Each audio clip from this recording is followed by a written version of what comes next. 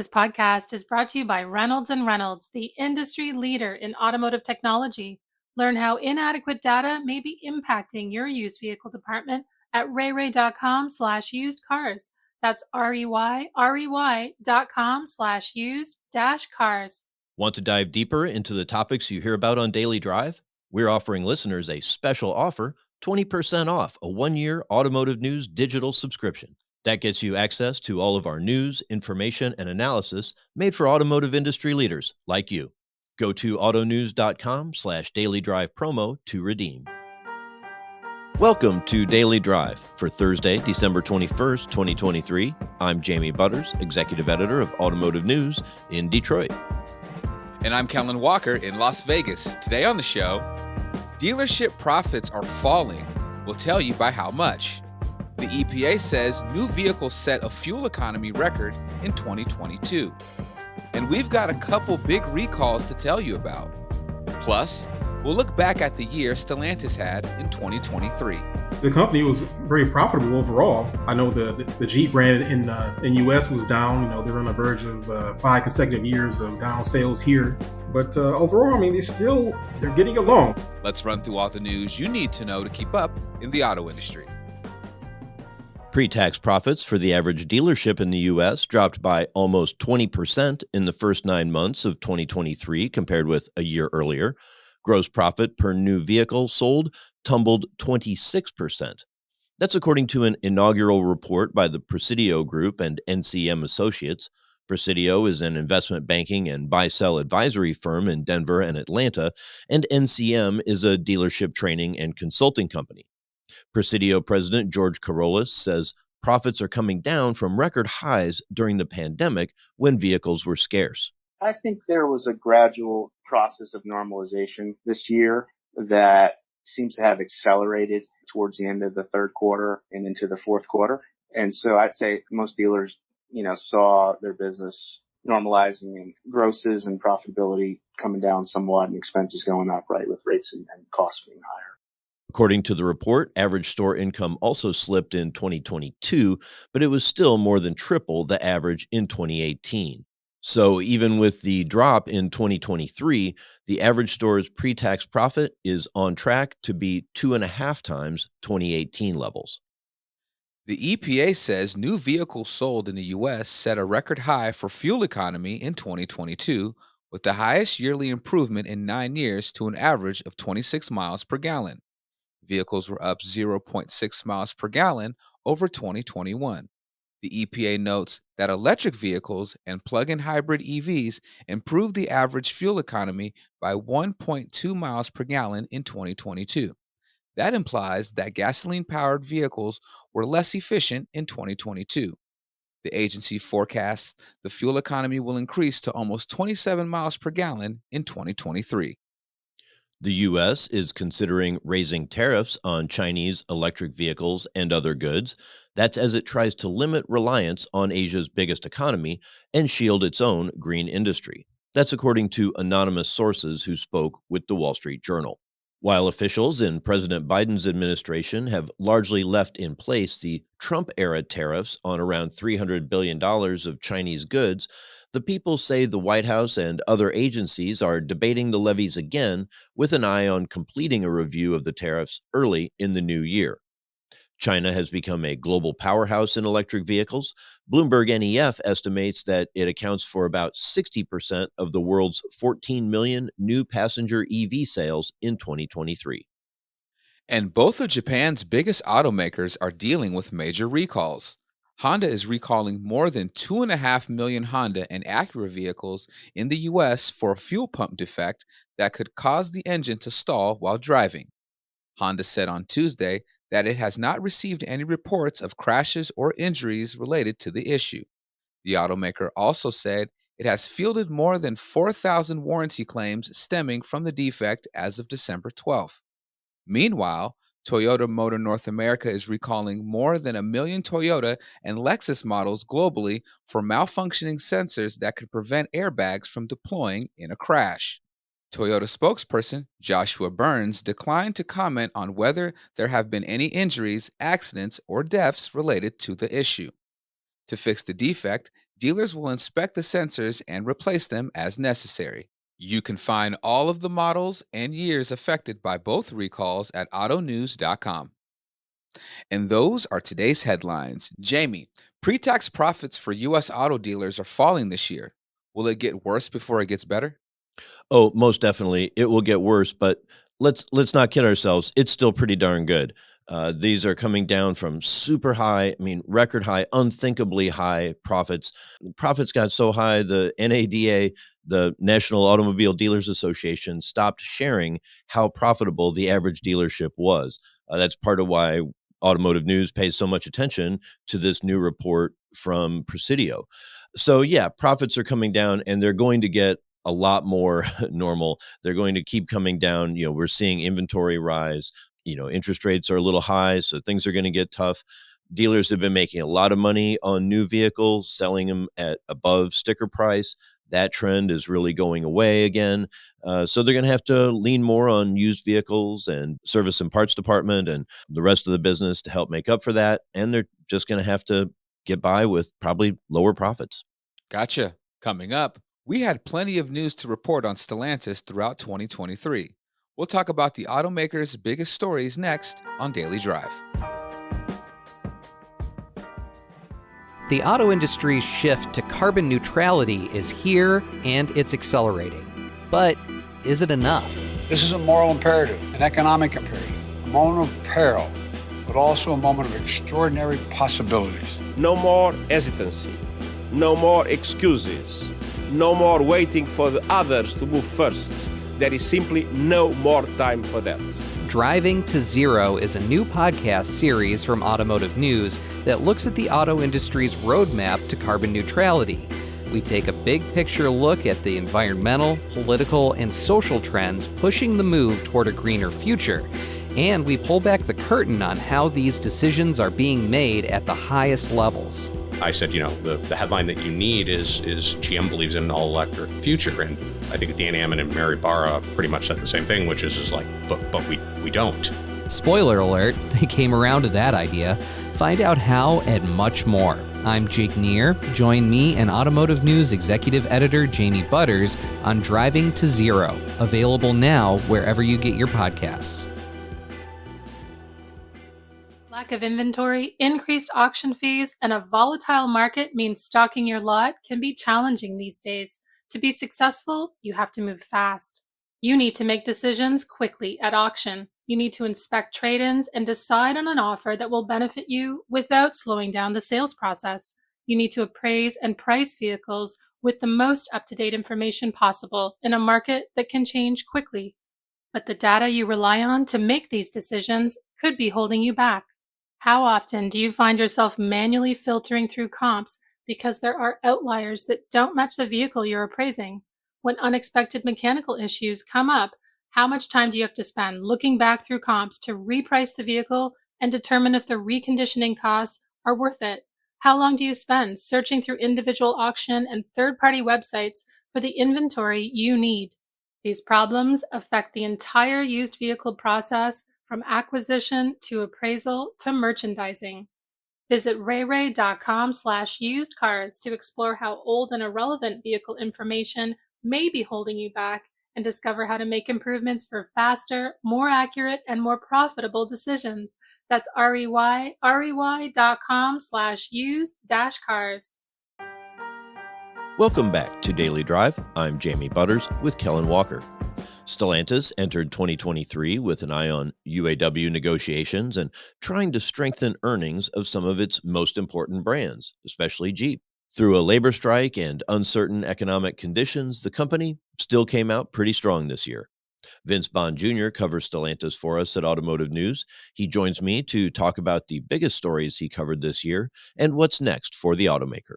Vince Bond, welcome back to Daily Drive. Thanks for having me. Of course, this is part of our year-in review conversations, and wow, you really just can't look back at 2023 for Stellantis without talking about the UAW. No. Really some contentious talks, some kind of personal attacks, at least criticism, if you will, of Mark Stewart, the head of Stellantis here in North America.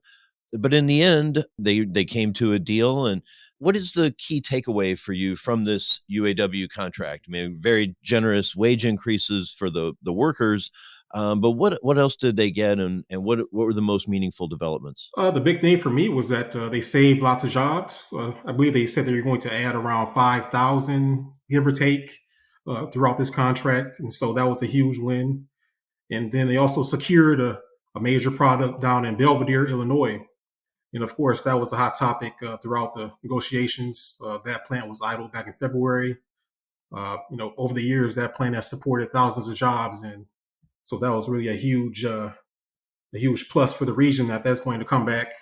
In addition to that, Belvedere gets a battery plant at some point and a Mopar warehouse. And so that's just one small piece of this deal that was very expansive, throughout. Really important win for the union to get that plant reopened.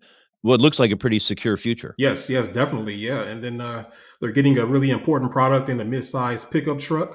That's a really competitive segment where they can compete. That's been sort of a white space for them. They haven't been there in a while, so they can fill that and jump into competition, see what they can get from the Tacoma, which has been dominating for a long time.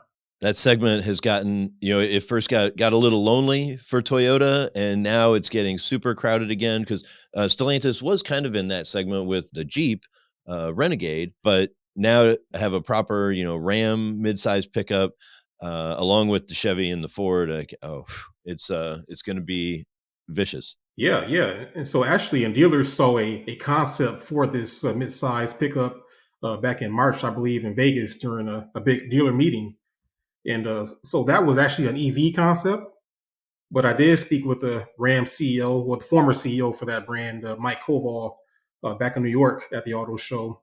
And he said it's possible that that vehicle could also get gasoline powertrains in some regions, depending on, if there are EV sales in those regions or if they should just do gas and get better performance there.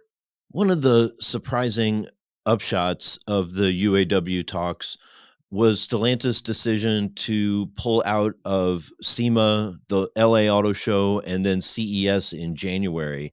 That was very surprising to me.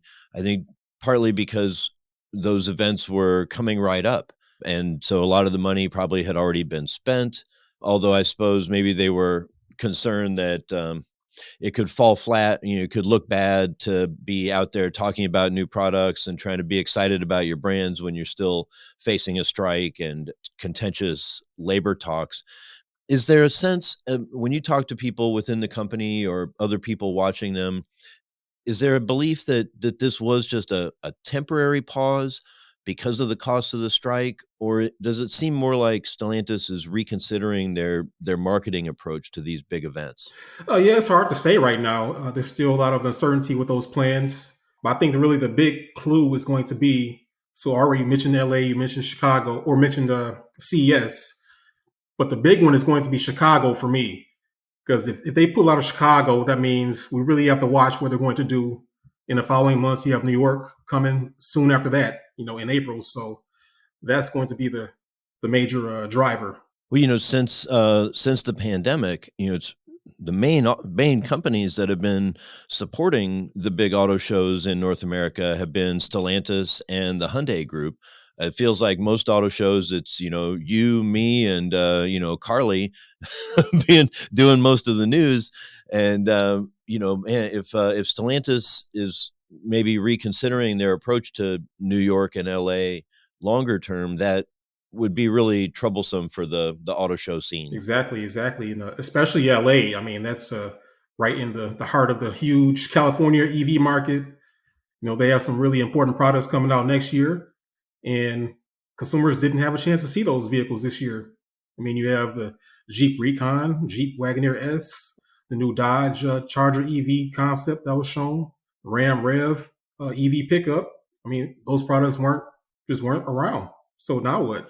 Yeah, they've been, showing some EVs and talking about them for a while, but they've really just had, plug-in hybrids on the market, gaining some good experience with that. But this is going to be a really pivotal year for them to actually bring EVs to the U.S. market. Yeah. Then, like you said, it's a pivotal year, and they're not on the ground letting people see those products right before they come out. So that's Yeah. they'll have to work around that. Usually a really important part of the marketing is, and especially for brands like the traditional Chrysler brands, which have always been great at selling. Yeah, and I actually spoke to a company called Foresight Research that does just research around consumer behavior at auto shows. And he said the LA show is just really huge when it comes to EV awareness and knowledge. And it's a big opportunity missed in a huge year that's coming up for them.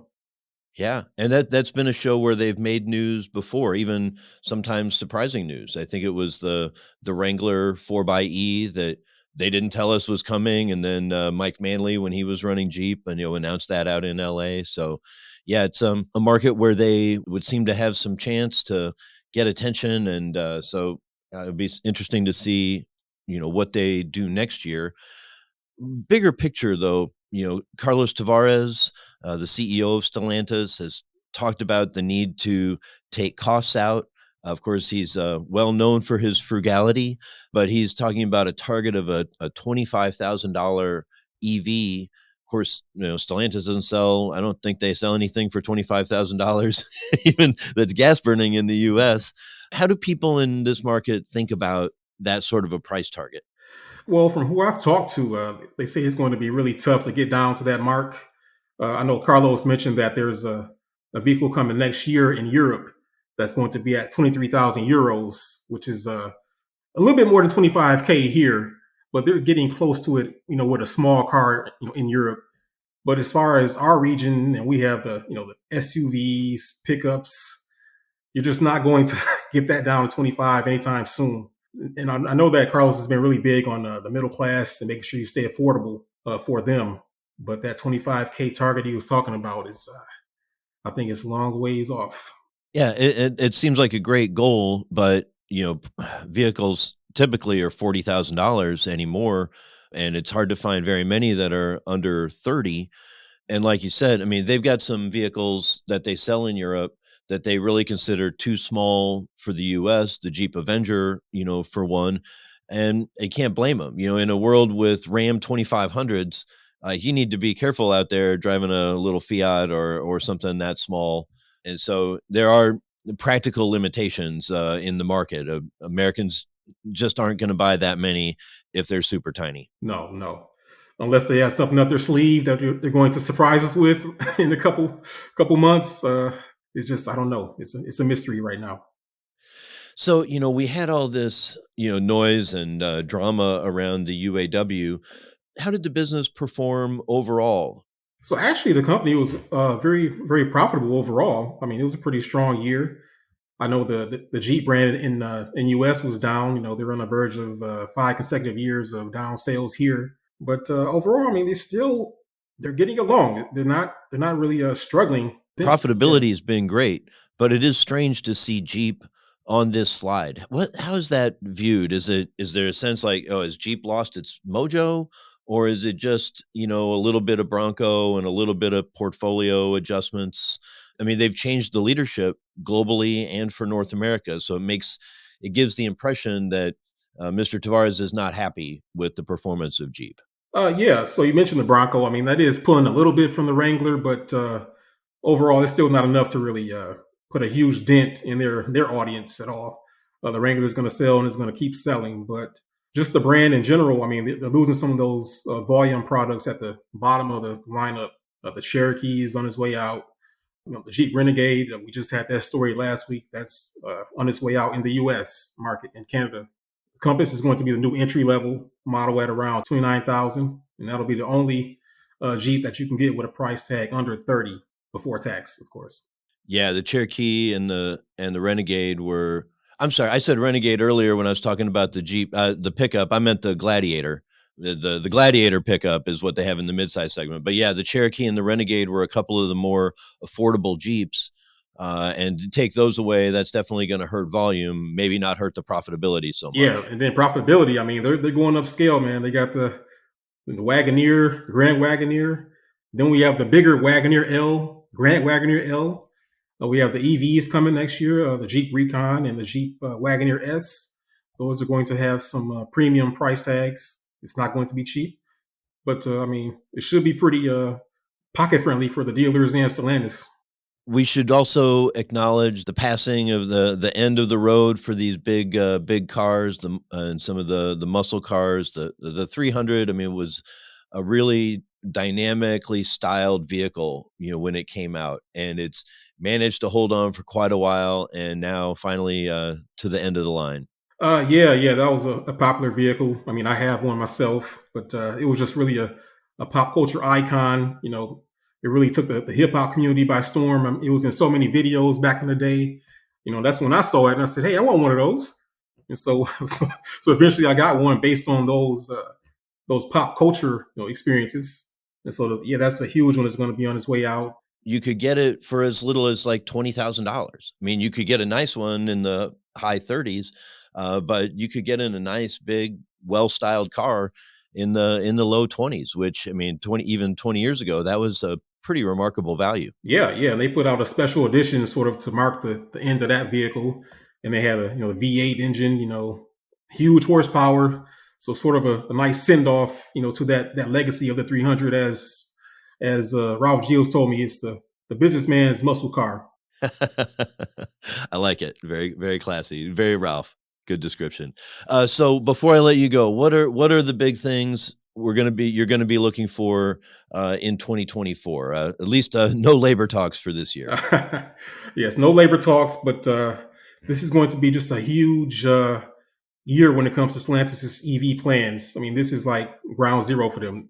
Jeep Recon EV, the Wagoneer S EV, Ram Rev, Ram Charger, which is sort of like a gasoline electric model, right. With the onboard generator. That's really going to change the paradigm when it comes to, eco-friendly trucks out there. You can still have that EV driving experience with the torque and still get the, the power that comes with the pickup. And so you can still tow. You have that generator on board to help you out. So that's going to be a huge shift for them and the industry in that space. But yeah, those are some huge models that I'm really looking for, and I know those are going to make some waves. Big product year for Stellantis. Well, we'll be looking forward to your coverage all through 2024 and beyond. Vince Bond Jr., thank you so much for joining me again on Daily Drive. No problem. Thank you. That's Daily Drive for today. I'm Jamie Butters. And I'm Kellen Walker. Thanks to Automotive News coordinating producer Jake Neer, as well as our own Julie Walker and Audrey LaForest for their reporting for today's podcast. You can get the latest news on manufacturing, retail, and everything happening in the auto industry at autonews.com. Come back tomorrow for a conversation about 2023 for Toyota and Volkswagen, both of which have been grappling with their electrification strategies. There's the internal debate, right? It's the same as the external debate. Do you go all EV? Do you transition slowly and more naturally, let consumers come along? And they had that debate within Toyota. If you enjoy the podcast, remember to like, leave a review, and subscribe so you never miss an episode.